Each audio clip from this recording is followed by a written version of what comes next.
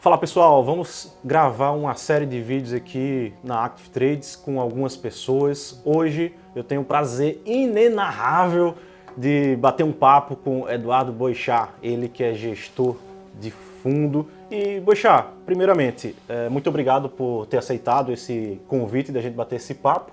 E já me conta aqui, conta pro pessoal, qual que é a sua história, como é que você caiu no mercado financeiro, como é que você caiu aqui na Active Trades.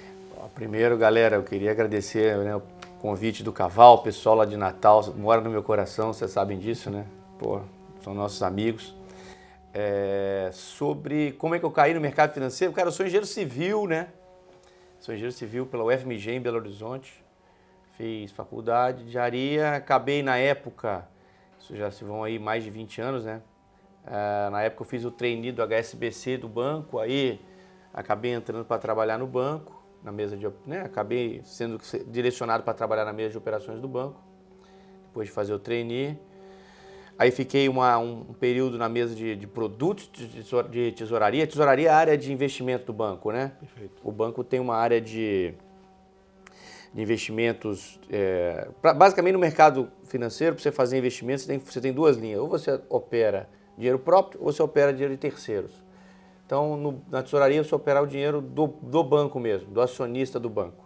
E nas gestoras de fundos, as asset management, você opera dinheiro de terceiros, ou seja, você tem a habilidade de construir fundos, de abrir fundos, captar recursos e operar recursos dessas pessoas nos fundos. Então, são essas duas. A tesouraria do HSBC era a área de grana do próprio banco. Trabalhei na tesouraria do banco, focado na mesa de câmbio de juros por 6 anos.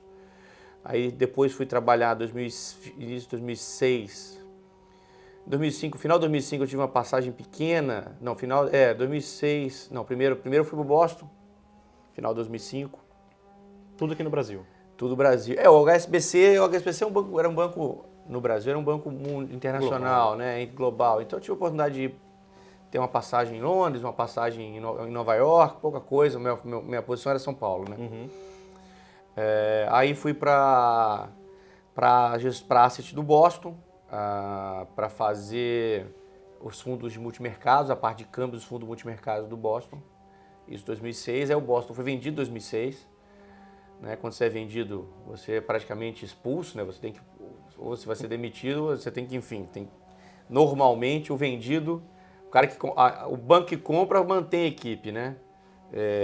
O cara que é vendido, normalmente são duas posições para virar uma só. Uhum. Acabei saindo, tive uma passagem rápida na Fidúcia, uma asset no Rio, com o meu Paulo Guedes, o meu chefe, 3 meses. O Paulo Guedes, ministro, né? 3 meses de... E você teve contato direto com o Paulo Guedes? O Paulo Guedes era chefe. O Paulo Guedes sentava do meu lado, eu sentava, na verdade, do lado dele, que ele era o chefe, né? Foi meu chefe 3 meses. Aí acabei pedindo demissão, era no Rio, pedi demissão, voltei para São Paulo, fiquei só 3 meses e fui para um fundo americano que chamava Boutique, um mini banco, americano, que a sede era Miami e tinha um hedge fund, né? Tinha um fundo. Eu fui operar dentro desse fundo a parte de câmbio. Acabei expandindo isso, operei de tudo durante os quase 3 anos que eu fiquei com eles. Aí veio a crise de 2008, né? Cansei pra caramba, a crise de 2008 foi muito cansativa. Enfim, pedi demissão, eu vim morar em Florianópolis, eu ia casar, vim morar em Floripa. Quando você fala muito cansativa, foi muito estressante. Um momento lá de alta volatilidade. Foi punk. Enfim, pedi demissão em 2008, final de 2008, casei, já ia casar. Aí acabei vindo morar em Floripa. Aí em 2009 eu fiquei praticamente um ano meio... Não vou falar sabático, porque eu continuei operando na física e tal, mas praticamente um ano que eu não fiz muita coisa, dando uma desopilada do mercado. Aí tirei todas as licenças, né? Para ser gestor no Brasil, você precisa ter uma série de licenças, né? Tanto de CVM, Ambima.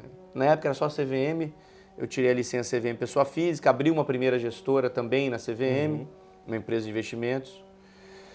Tive sócio, enfim, aprendi bastante, vendi essa empresa, abri uma outra empresa de gestoras ali por 2014, uma outra gestora.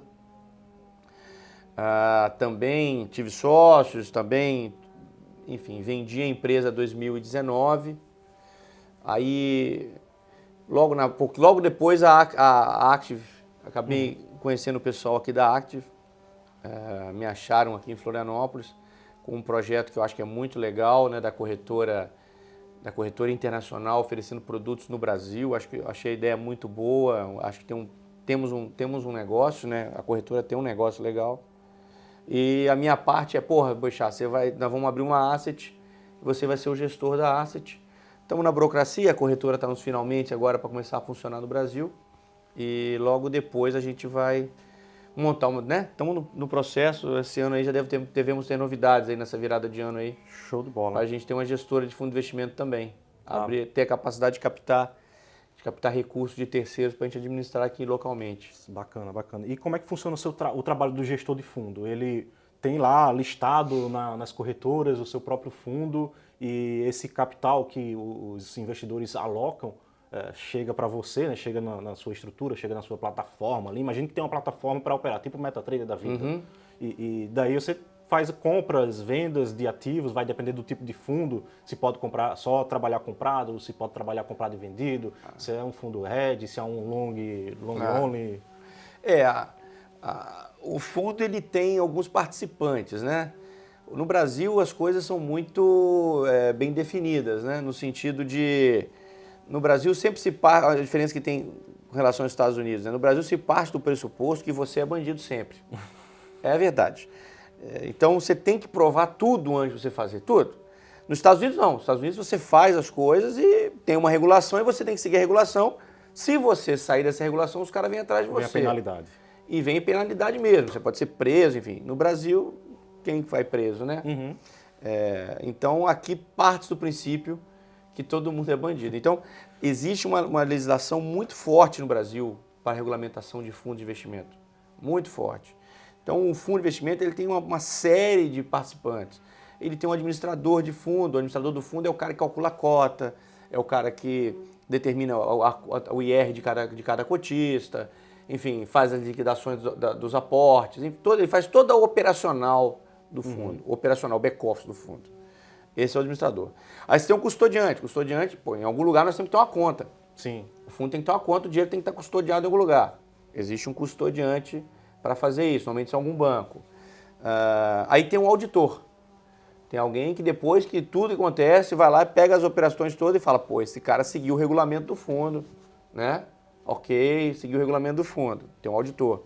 E tem o gestor, né? Que é o cara que define a estratégia de investimento do fundo. Então eu sou o gestor sempre, né? E não necessariamente você é o cara que boleta, né? Você pode ser o cara que boleta ou você que tem você chama aqui? de boletar? O cara que opera? Que opera, que mete a mão ali Normalmente, clica clica no céu. Tudo depende da estrutura, né? Tem assets que são muito grandes e tem um cara só para operar. Eu já vi essa estrutura. Que é repassado para ele e ele só faz executar compra aí 1 zilhão de vale. Aí o cara fica lá o dia inteiro tentando comprar vale no melhor preço. Eu já vi estruturas de asset assim. Mas normalmente não, o próprio trader opera. Hoje em dia não, sempre foi, né? Mas hoje em dia tudo eletrônico, né? Você vai lá, bota a ordem, é um negócio simples. Não, eu quero comprar Petrobras, vou lá, abro e é um negócio executo uma compra. Então, normalmente os traders todos hoje em dia têm plataforma de operação, ou mais sofisticada, mais caras, ou mais barata, mas todo mundo tem algum tipo de plataforma e as ordens são executadas ali, né? Então a minha função sempre foi ser o gestor das carteiras, o cara que monta a estratégia de investimentos, né? E normalmente os fundos pagam toda essa galera. Sim. Tem um pedaço da taxa de administração vai para o administrador, um pedaço vai para a auditoria, um pedaço para o custodiante. Sim. Os fundos têm, dentro da taxa de administração, tem que pagar essa turma toda que presta serviço para o fundo. Perfeito, perfeito. E em relação ao trade, você fala que opera, né? Qual foi o trade que mais marcou sua vida? Assim que, cara, esse daqui foi o trade que eu não esqueço e eu sempre falo para todo mundo, que dá orgulho. Qual foi esse trade, essa operação? Tem alguns, né? Os que mais marcam normalmente são aqueles que a gente perde dinheiro, né? São os que mais machucam, o que machuca, né? São alguns, cara, mas com certeza o trade da minha vida foi uma maior derrota que eu tive, que foi 2004, dia 10 de maio de 2004. Lembra até a data. Exato. Foi o dia que eu mais perdi dinheiro na vida, numa posição, eu trabalhava na tesouraria do HSBC, uma posição grande, aplicada em cupom cambial, que era uma taxa de juros em dólar. Teve um número do payroll ruim na sexta-feira, não lembro exatamente Totalmente fora da expectativa e trouxe muita volatilidade no mercado, provavelmente. Ele gerou mais vaga ou menos vaga, não sei exatamente quanto, não lembro exatamente o que aconteceu, mas ele trigou uma alta de juros e aí, enfim, atropelou a gente. E nesse dia nós perdemos a minha área, né, na tesouraria, era eu. As mesmas operações normalmente trabalham em pequenos grupos, né? Uhum. A minha área, o meu livro era eu mais um. Eu tinha um chefe na época, o Fernando Gartner, e a gente perdeu 12 milhões de reais num dia. Né? Então, é uma graninha boa. Foi uma graninha em 2004, quanto é que não vale isso em 2022, né? Então, sei lá, uns 30 milhões hoje seria. E como é que funcionou esse stop? Imagino que foi estopado, foi zerado a posição. Os bancos trabalham com uma série de... Outra coisa também que eu vejo vários youtubers aí de vez em quando falando e não dá para aceitar, que banco não tem stop. Os bancos trabalham com alguns livros de investimentos, né? Tem livros de accrual, que são operações de longo prazo de juros. Esse aí o banco realmente mexe menos, ele é uma operação de longo prazo mesmo. Ele muda só o perfil da carteira, mas é um negócio que ele não mexe, que envolve muito título público, enfim. Mas ele tem áreas de trading, né? Que a gente marca mercado. Não que o accrual também nesse livro de longo prazo não seja também marca mercado, mas é menos importante. São operações longas. Mas os books de trade são marcados no mercado e é dia a dia mesmo, né? E é onde a gente é mais avaliado, inclusive. Então, os bancos têm limites, né? Você tem limite, você tem stop dia, stop mês e stop carreira, né? Vamos dizer assim, porque se você bateu stop ano, você é demitido, acabou a tua vida, né? Sim. Acabou tua função no banco, né? Então, nesse dia, eu só tive um stop mês na vida. Foi em maio de 2006. Trabalhava na Asset do Boston, nós tivemos um stop mês. Foi em câmbio também? Foi uma posição do DI, nos juros. Né? A gente perdeu uma grana numa posição de juros, aplicada, minha história, aplicada nos juros, e aí aconteceu do mercado explodir e a gente ser estopado. E quem zera essa posição? É você mesmo? A gente mesmo zera. Ou tem uma área de risco? Não, a área de risco monitora, vira e fala para você, ó, pô, bateu o teu stop aí, querido. Zera, tem que passar zerado hoje. Muitas vezes a gente nem consegue zerar, tá? Posição muito grande e posições acaba muito que grandes, não tem mercado suficiente, né? Não tem mercado suficiente para zerar. Então vai diminuindo o tamanho da posição, basicamente. Você vai tomando, vai diminuindo, o seu mandato tem que zerar a operação. Se você zerar tudo de uma vez, você quebra o mercado. Você vai trazer uma volatilidade muito grande. Nessa em maio de 2004, a gente não bateu o stop, eu não lembro se a gente bateu o stop mês, agora que eu estou pensando, eu acho que bateu o stop mês também. Foram essas duas vezes, maio de 2004 e maio de 2006. Foram as duas vezes que bateu o stop mês e a gente não trabalhou mais. Por acaso, 2 meses de maio, né? Maio realmente é um mês ruim para o mercado, né? Tem aquele sell in May. Sell in May, go away. Né? Vende em maio e vai embora, né? Isso. Então, maio normalmente é um mês ruim para o mercado. Eu fui estopado 2 vezes, maio de 2004, maio de 2006. Aí o que acontece? Você fica o resto do mês sem trabalhar. Sim. Vai lá, lê jornal, estuda, monta uma planilha, mas você não pode tomar mais nenhuma posição até o fechamento do mês. Sim, sim. Então, foi dia 10 de maio de 2004, em maio de 2006 também foi por aí também, dia 10 ou 15 de maio de 2006.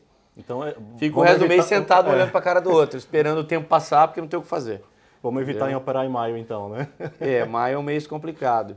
Então tem isso, os bancos têm stop diário, stop mês e stop carreira. Ano. Stop ano, que aí não tem o que fazer. Aí provavelmente vai ser demitido porque não tem mais o que fazer. Beleza. Você já viu alguém tomar esse stop ano? Deve ter visto, né? Stop ano? Não, eu já vi gente perder muito dinheiro, já vi gente ser demitida também por conta disso, mas não chegou no stop ano. O número é muito grande, normalmente, para os bancos, né? Então, não deixam chegar lá. Não chega, né? É um número muito absurdo, né? Porque o stop mês bate antes, né? Sim. E aí você stopa o stop mês e aí não chega no stop ano, né? Perfeito. E em relação a análise para tomada de decisão, o que é que você usa? Você usa análise gráfica, fundamentalista, uma junção de tudo, ou tape reading? O que é que você usa para a sua tomada de decisão? Isso tudo é de cada um, né? Como cada um foi treinado para operar o mercado, né? Eu sou um cara de tesouraria, né? Então, tesouraria, ela vê fluxo de clientes de todos os lados. ela dá preço para as operações de clientes, né? Então, tem um cliente que quer vender, outro cliente quer comprar, você fica no meio. Intermediano. Né? Você compra de um, vende para o outro, você fica ali, e você no meio daquele negócio ainda tem a tua posição ainda. E a tua posição, então, por exemplo, o exemplo do dólar, eu acho que é um exemplo talvez seja mais fácil para o pessoal que está em casa aí, que está acompanhando, entender. Vamos supor que eu abri o dia comprado 10 milhões de dólares. Tá? Vou falar um número hipotético aqui. Comprei 10 milhões de dólares. Virei, abri o dia. No primeiro minuto de abrir o mercado 9 horas da manhã, o cliente fala assim, me vende 2 milhões. Eu vou lá e vendo 2 milhões para ele, já caiu para 8. Só que ao mesmo tempo que eu vendi 2, já entrou um outro cara pedindo 10. E entrou um outro cara pedindo 5. Aquilo é uma salada o dia inteiro, entendeu? É um tiroteio mesmo. O fluxo está ali na tua frente, você está vendo o fluxo, né? Então, quando você opera na tesouraria, você tem o mercado está aqui na veia o tempo todo, porque você está vendo o que está acontecendo. O cara que está vendendo, o cara está comprando, sabe, tal empresa está vendendo, tal empresa está comprando, tem o fundo, tem não sei o quê, você está vendo o que está rolando. Quando você sai do ambiente de tesouraria, e eu operei até 2000...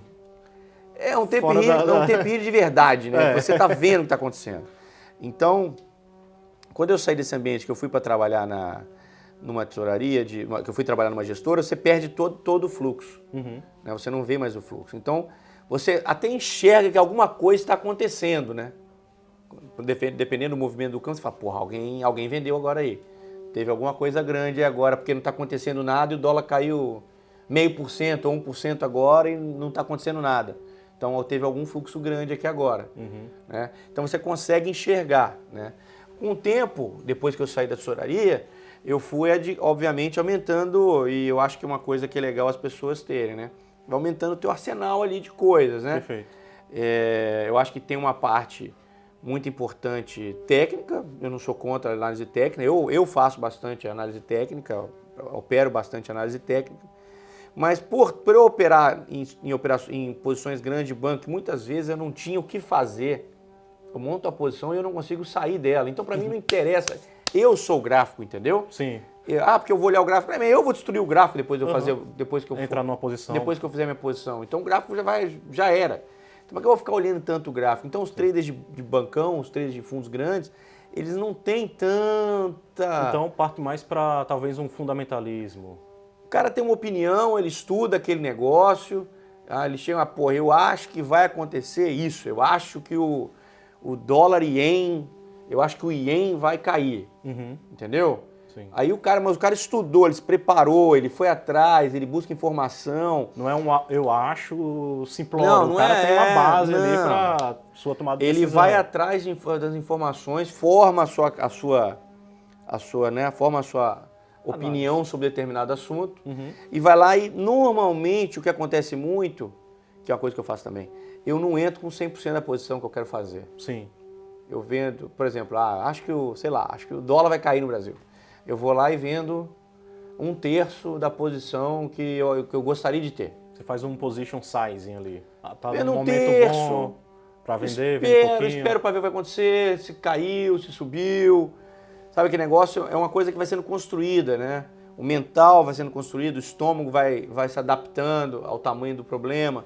Você vai se moldando àquela situação que você está criando. Você fala, porra, não, acho que agora dá para vender.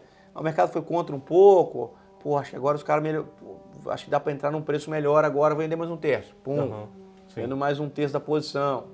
Né? Espero. E vai sentindo o mercado, né? Tem muita questão de feeling em cima da experiência que você já obteve no passado e isso ajuda pra caramba. Exatamente. Óbvio, são tipos de trade, né? Eu tô falando aqui mais para posição, né? No day trade, eu não sou um cara muito bom de day trade, mas quando eu faço, nos últimos dias até tenho feito bastante, eu vou full. Eu vou, quando o gráfico me dá algo, é aqui, é para comprar, se eu confio realmente na minha análise gráfica, né, na minha análise que eu fiz, eu vou com a posição 100% e boto normalmente um stop curto. Sim. Entendeu? Sim. E aí tento buscar 1 para 2, 1 para 3, o que é isso? Para cada uma parte que eu aceito de stop, eu quero 3 partes de lucro. Sim. O famoso risco-retorno positivo. Ou para 2 partes de lucro. Algumas vezes até 1 para 1 eu faço também, se eu achar que eu estou muito... que a chance de eu ganhar é muito grande. Sim. Né?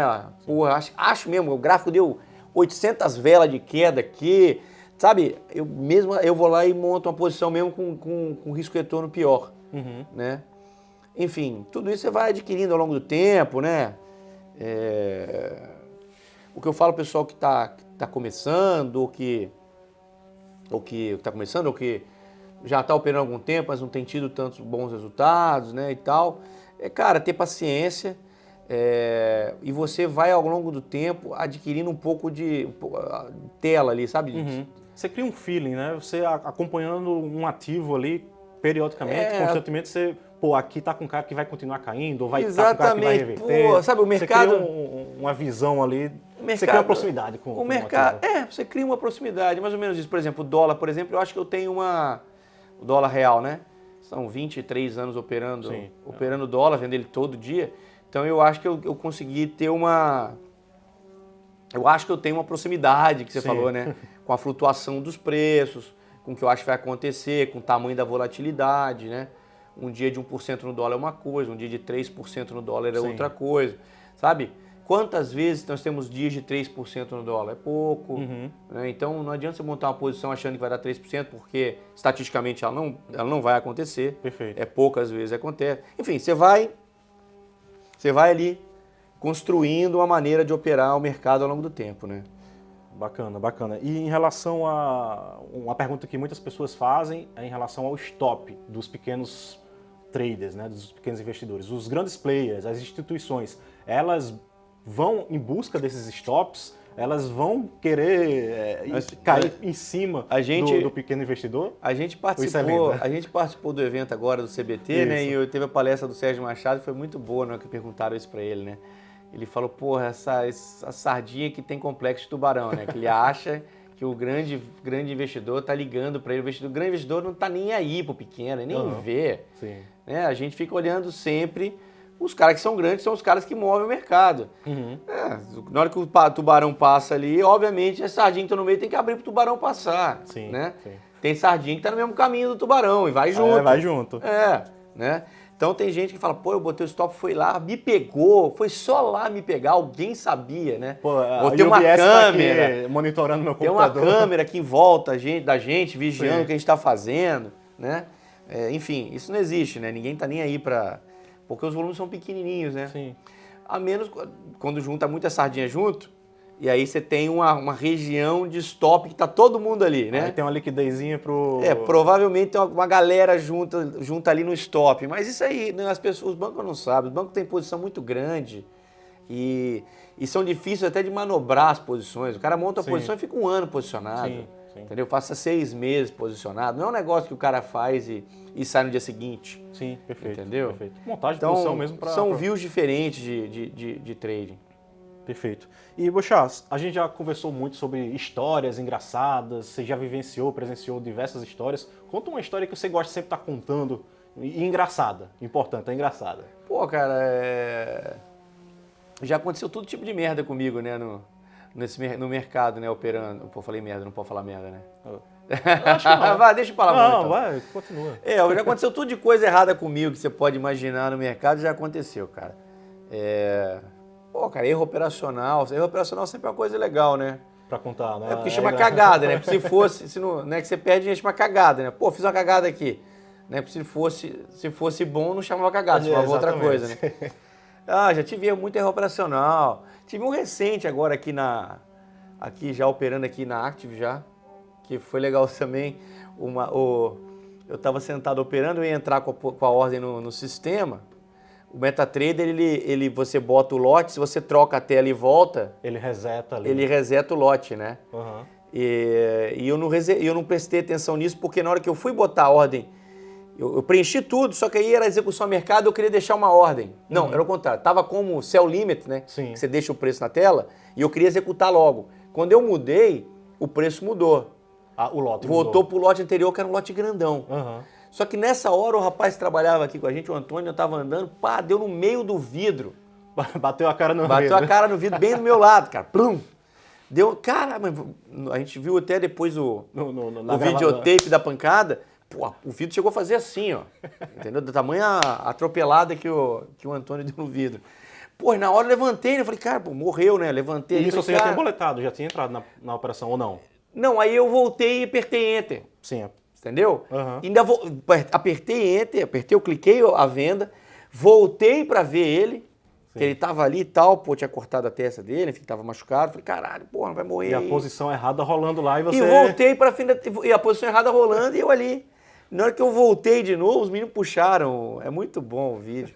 Na hora que eu sento de novo assim, que eu sento de novo na frente da tela, só aparece eu fazendo assim, aí eu faço meio que em 3 etapas. Né? Eu sento, a segunda aí eu... Eu falei, puta que pariu. Aí vai lá e estopa, mas aí eu já tinha perdido uma grana já, Sim, entendeu? Enfim, ainda bem que não já foi. deu conta, né? Ainda bem que não foi um negócio tão bizarro, mas eu perdi uma grana nessa daí. Acontece Faz direto. parte, faz parte. Esse ano eu tive 2. Comigo não acontece tanto. Mas como eu comecei a operar no MetaTrader esse ano, Tava ainda se adaptando à plataforma. eu errei. Eu tive 2 erros esse ano, custaram um dinheirinho. Que normalmente eu não teria. Tinha muitos anos já que eu não tinha erro operacional. Uhum. Né? Então, cara, começou a operar com plataforma nova, se liga, porque a chance Tem de... que ter uma atenção redobrada. Redobrada, a chance de preencher alguma coisa errada, a própria plataforma te dá um preenchimento, você não viu e apertar Enter, Sim. que é o caso do MetaTrader. Quem nunca? Enfim, ficar esperto com isso aí é legal. Perfeito, perfeito. E, Boixá, para finalizar, o pessoal gosta muito de livros voltados para o mercado. Você tem algum livro que você gosta, cara, isso daqui é show de bola para o pessoal ler? O que é que você recomendaria? Pode ser mais de um. Se quiser recomendar os 10.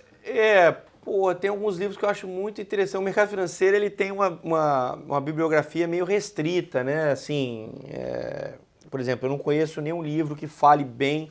Tinha um do Susekind, que era bom sobre tesourarias de banco. Esse está em português ou somente em inglês? Em português. Susekind é um professor lá da USP. Acho que já deve ser não sei se é falecido, porque o livro é de 95. Sim. Então ele já era velhinho quando fez o livro, então não sei. Mas um livro muito bom sobre tesouraria, que é não sei o que de tesourarias, é José Susekind o nome dele. O pessoal que quiser procurar depois, é um livro legal para ensinar as contas de tesouraria. Tem um livro que eu acho que é uma bíblia, cara, que todo mundo tem que ter e tem que saber o que está escrito lá, que é o do John Hu, Introduction to Futures and Option Markets, mas tem em português, que deve chamar Introdução a Mercado de Futuros e Opções, alguma coisa assim. É um livro cinza, se eu não estou enganado. Já teve várias edições. Acho que deve estar na 7ª, 8ª edição, acho que eu tenho a 3ª. A minha eu comprei em 2000. Sim. Na verdade eu nem comprei, eu ganhei em 2000. E tem a data nele, eu botei a data no início, o meu chefe que me deu o livro, a data está na capa, está na contracapa. Então, eu sei que foi 2000 porque outro dia eu olhei essa data lá. Sim. É um livro obrigatório, assim, ele te ensina todos os principais instrumentos financeiros, swaps, opções, ele é bem futuros. completo e até complexo, né? Ele é uma base matemática, você precisa de uma base matemática boa, né, para você acompanhar o livro, mas ele te explica a fundo a conta de tudo, né? Eu usei bastante isso aí. Perfeito. E aí tem outros livros mais na linha de... tem o do Howard Marks novo aí, o maior investidor do mundo, alguma coisa assim. Do Howard Marks. Esse cara é só digitar Howard Marks e pegar o último livro dele. Tem um livro legal, fala principalmente para a galera que está começando ou tem pouca experiência no mercado, fala muito sobre risco. Sim. Também é um livro legal de ler. E tem um livro para mim que para mim é o do caralho, que outro dia eu tenho até a edição dei de presente a edição, que chama Mercadores da Noite. A história do Júlio Clarence. A história, que é um romance, né? Uma história, né? É um romance. Mas, porra, muitas vezes eu gostaria de ser o Júlio Clarence, cara. Ele é um cara que operava commodities, aí ele vira trader de moedas, enfim. A história do cara, de um trader que o cara enlouquece o mundo, entendeu? Sim. Mas sensacional. Eu tenho um amigo que formou, um filho de um amigo que formou recentemente. E aí eu falei, pô, o que eu vou dar de presente pra esse moleque? O moleque é bom pra caramba, mas eu não tenho... o moleque tem grana, né? Eu vou dar um relógio pra ele, já tem 20, sabe essas coisas assim?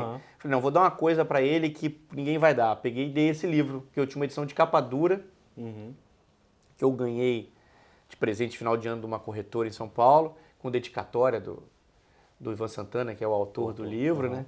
E eu dei pra ele e falei, esse livro eu tô te dando, esse livro não é pra ficar contigo. Quando você tiver algum cara que você achar que vale a pena, Repassa. você repassa. Entendeu? Acho que é um negócio legal, né? Sim. Negócio, criar uma corrente do Uma bem corrente do aí. bem. Legal, uma corrente do legal. bem. Aí tive essa ideia com ele aí e dei o livro, não está mais comigo, mas Mercadores da Noite, sensacional, a leitura imprescindível. Show de bola. Pessoal, então o papo foi bem bacana aqui com o Boixá. Espero que vocês que acompanharam a gente tenham gostado. Boixá, mais uma vez, muito obrigado por esse papo, por essas histórias engraçadas, os erros operacionais. Tudo que foi comentado aqui, conversado, sem sombra de dúvidas, são coisas que o pessoal gosta muito de ouvir. Eu que agradeço, pô. Tô sempre à disposição. Natal E vamos embora para Natal. Natal já tá virando minha segunda casa já. Amo Natal. Maravilha. Valeu, pessoal. Até a próxima. Valeu, galera. Até depois.